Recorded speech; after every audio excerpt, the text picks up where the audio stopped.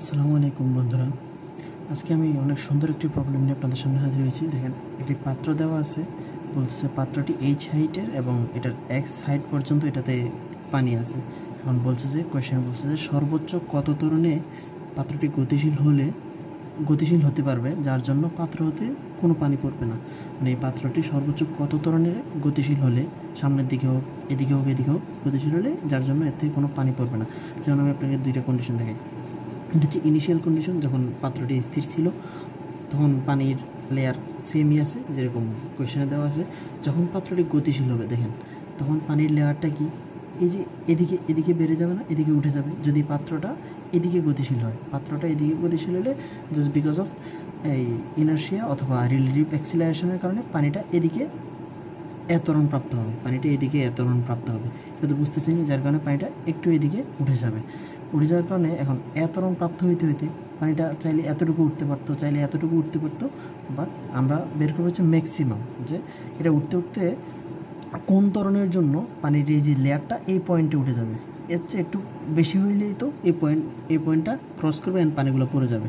তাহলে আমরা বুঝতে পারতেছি যে কোন ম্যাক্সিমাম ত্বরণের জন্য পানির লেয়ারটা এই পয়েন্টে আসবে, ওইটাই হচ্ছে ম্যাক্সিমাম ত্বরণ, যার জন্য পানিগুলো পড়বে না। এখন আমরা এই যে ম্যাক্সিমাম অ্যাক্সিলারেশনটা বের করি। দেখেন, এই যে পানিরটা আমি ধরলাম যে এই যে ত্বরণ, এটা আগে ইনিশিয়াল অবস্থায় এই জায়গায় ছিল, এক্স হাইটে ছিল। এখন এটা গতিশীল হওয়ার কারণে এই যে এই পয়েন্টের লেয়ারটা ওয়াই হাইট নিচে নেমে গেছে এবং এদিক থেকে ওয়াই উপরে উঠে গেছে। এটা তো সিম্পল, এটা এদিক থেকে যদি ওয়াই নিচে নামে তাহলে এদিক থেকে ওয়াই উপরে উঠে যাবে।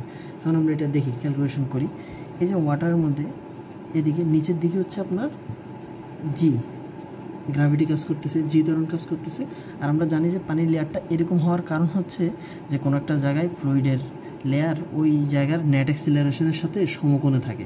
এখন এই জায়গায় অ্যাক্সিলারেশন হচ্ছে এদিকে, মানে রিলেটিভ অ্যাক্সিলারেশন যেটা পানি পাইতেছে just because of its inertia. এখন দেন এদিকে হচ্ছে আমার কি গ্র্যাভিটেশনাল অ্যাক্সিলারেশন, তার মানে নেট অ্যাক্সিলারেশন কোন দিকে হবে, এদিকে কোনো একটা জায়গায় নেট অ্যাক্সিলারেশন নেট, এদিকে নেট অ্যাক্সিলারেশন হবে। এই কারণে এই যে পানির লেয়ারটা এটার সাথে সমকোণে আছে, মানে নেট অ্যাক্সিলারেশনের সাথে ফ্লুইডের লেয়ার সমকোণে থাকে, এটা আমরা জানি। এখন দেখেন, এখান থেকে আমরা এটা ক্যালকুলেশন করি। দেখেন আমরা ক্যালকুলেশন করব কীভাবে। এই জিনিসটা ছিল হচ্ছে আমাদের এভাবে, আমরা লেয়ারটা আঁকি। দেন এদিক থেকে হচ্ছে আমাদের এই পর্যন্ত হচ্ছে ওয়াই, আমি এটা অঙ্কন করি। দেখেন এই জায়গায় বুঝাই দিই আপনাদেরকে এই জিনিসটা। এই যে এই পর্যন্ত এই জায়গাটা, উপর থেকে এই জায়গাটা কতটুকু জানেন? উপর থেকে এই জায়গাটা হচ্ছে আপনার ওয়াই প্লাস ওয়াই, 2y। দেখেন এই জায়গা থেকে উপরে হচ্ছে ওয়াই উঠে গেছে, আবার এই জায়গা থেকে এদিকে কত নেমে গেছে ওয়াই, তার মানে এই জায়গাটাও ওয়াই, এই জায়গাটাও ওয়াই, তার মানে উপর থেকে এই হাইট পর্যন্ত, উপর থেকে এটা হচ্ছে 2y। তাহলে আমি জাস্ট ট্রায়াঙ্গেলটাই ড্র করি। এইটা হচ্ছে 2y হাইটের, আর এটা হচ্ছে ধরেন এটার একটা দেওয়া আছে, প্রস্থ দেওয়া আছে, ধরেন এটা হচ্ছে এল প্রস্থের, পাত্রটা হচ্ছে আপনার এল প্রস্থের। তাহলে এই প্রস্থটা এল থাকবে, দেন আমরা এটার অ্যাক্সিলারেশনগুলো রাইট ডাউন করি। এদিকে হচ্ছে আপনার জি অ্যাক্সিলারেশন, আর এদিকে হচ্ছে এ অ্যাক্সিলারেশন, আর এদিকে হচ্ছে জি। দেন আমরা এখান থেকে এই থিটাটা মেজার করতে পারি।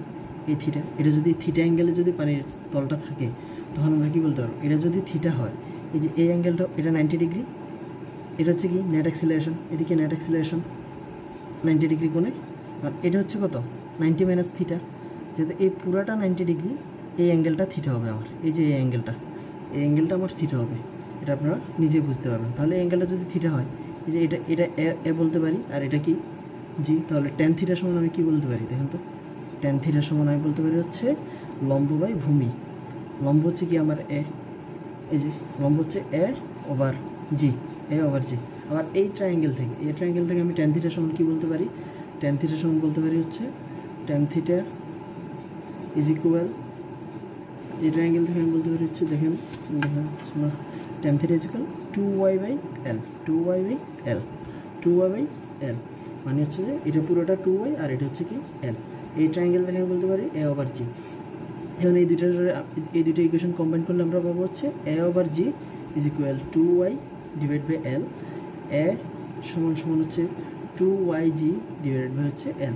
তার মানে এই যে এটা কি ম্যাক্সিমাম অ্যাক্সিলারেশন, যার কারণে এটা এই ফুল হাইট উঠে গেছে, মানে ওই জায়গায় কি ক্রস করছে। এখন ওয়াই এর ভ্যালু তো আমরা জানি না। দেখেন ওয়াই এর ভ্যালুটা আপনি কীভাবে ক্যালকুলেশন করবেন, এটা কত 2y না, এটা 2y, তার মানে ওয়াই কত দেখেন এদিকে দেখেন ওয়াইয়ের ভ্যালুটা দেখেন, ওয়াই এতটুকু তো ওয়াই না, তো এতটুকু পর্যন্ত আগে কত ছিল এক্স, আপনি এক্স হাইটটা মাপতে পারেন, মানে আপনি তো জানেন না যে এটা কতটুকু ওয়াই হাইট উঠবে কি উঠবে না, বাট আপনি মাপতে পারেন যে কি মানে এক্স হাইট পর্যন্ত পানি ছিল আর পাত্রের উচ্চতা ছিল এইচ হাইট, তার মানে ওয়াই কত হবে বলেন তো, ওয়াই হবে হচ্ছে এইচ মাইনাস এক্স, ওয়াই হবে হচ্ছে এইচ মাইনাস এক্স, কারণ এইচ থেকে এক্স বাদ দিলেই তো আমার ওয়াই, তার মানে 2y হবে হচ্ছে 2h মাইনাস এক্স, ওয়াই হবে হচ্ছে H minus x and 2y হবে হচ্ছে কি 2h মাইনাস এক্স। দেন এখান থেকে আমরা পাই হচ্ছে যে আমাদের ম্যাক্সিমাম অ্যাক্সিলারেশন হচ্ছে A maximum is equal 2 into H minus X G divided by L, এটা হচ্ছে আমাদের এ ম্যাক্সিমামের ইকুয়েশন। যেই ম্যাক্সিমাম অ্যাক্সিলারেশনের কারণে পানি পড়বে না, এটা এ ম্যাক্সিমাম যে কীভাবে বুঝলাম, কারণ আমরা ধরেই নিয়েছি যে এটা পানিগুলো এমন একটা ত্বরণ চলবে যার জন্য পানিগুলো জাস্ট এখানে উঠবে, এটা উপরে পড়বে না, তার মানে এটাই আমাদের ম্যাক্সিমাম অ্যাক্সিলারেশন যার জন্য পানিগুলো স্টিল এখানে থাকবে। পাত্র কিন্তু এদিকে গতিশীল হচ্ছে, বাট ফ্লুইডের লেয়ারগুলো মানে ফ্লুইডগুলো এদিকে just because of its inertia এদিকে গতিশীল হয়েছে, বা আপনি বলতে পারেন যে যে আমাদের একটা বলি না সিউডো অ্যাক্সিলারেশন মানে ভুয়া, যেটা সিউডি ফোর্স বলি, অথবা বলতে পারেন যে রিলেটিভ অ্যাক্সিলারেশন, পাত্রের সাপেক্ষে পানির রিলেটিভ অ্যাক্সিলারেশন হচ্ছে পিছনের দিকে।